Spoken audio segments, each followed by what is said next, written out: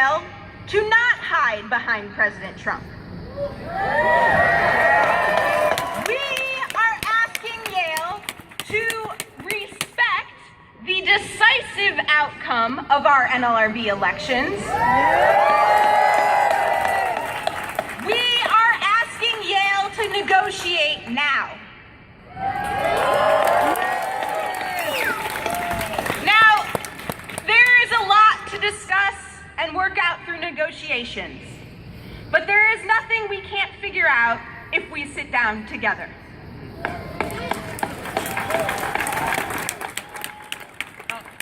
There are many ways that the Yale administration is like the Trump administration. Many ways, but one way that we've seen in the last week is that the Yale administration has been using what people have come to call alternative facts.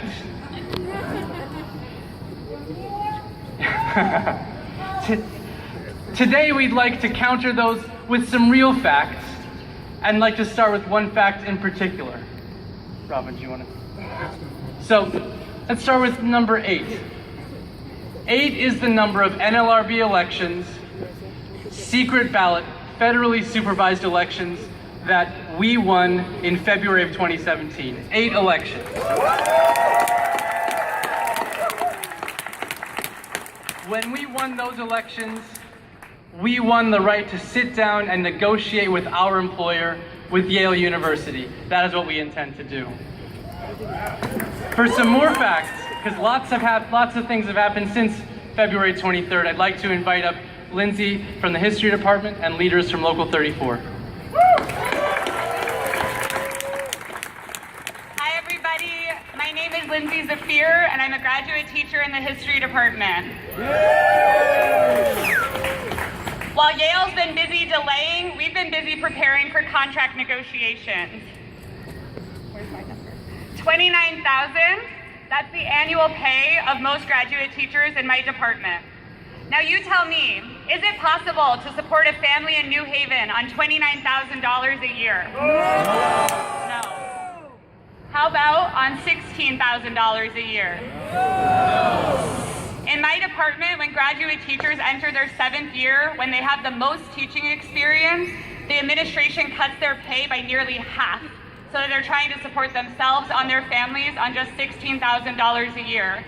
I want a union contract now so that we can fight for equal work for equal pay in our departments. Hello, I'm Lori Kennington. I'm the president of Local 34 here at Yale. And I'd like to ask some of the leaders of Local 34 over there to step forward, because many of them were here. Come on now, come on. Many of them were here when our union was founded in 1984. And at that time, if you wanted to talk about equal pay for equal work, this was your number, 59 cents that a woman made for every dollar earned by a man. And our union, our newly formed union, actually went out and did a survey of our very own members and found that here at Yale, women were compressed in the lowest labor grades, and in the highest labor grade, there were 14 white men. So we set out on a fight for equal pay for equal worth. And guess what the Yale administration told us at the time? That's right, they said no. And specifically, they said this is a national issue.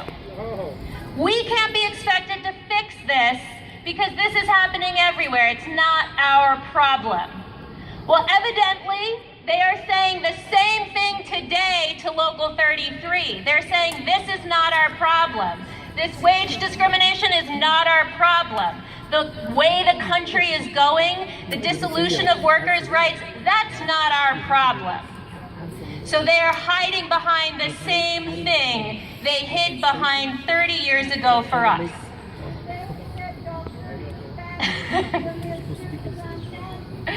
So we were lucky though, because we had our brothers and sisters in Local 35, and they said Yale might think this is not their problem, but this is our problem, because a disrespect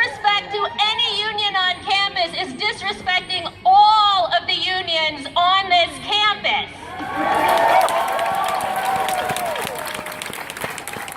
So you all know the story. We went on, we fought, and we won. And today I will tell you that in the top labor grade, there are 465 women today.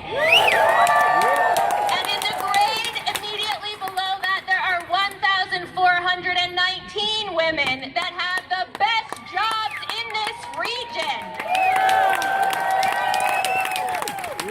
So we say to you today, Local 33, Yale might think this is not their problem, but Local 34 knows this is our problem.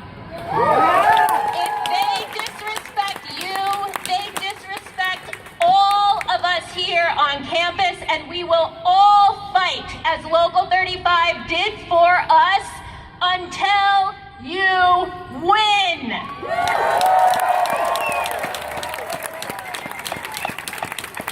Now I'd like to call up Charles from Political Science and leaders from New Haven Rise.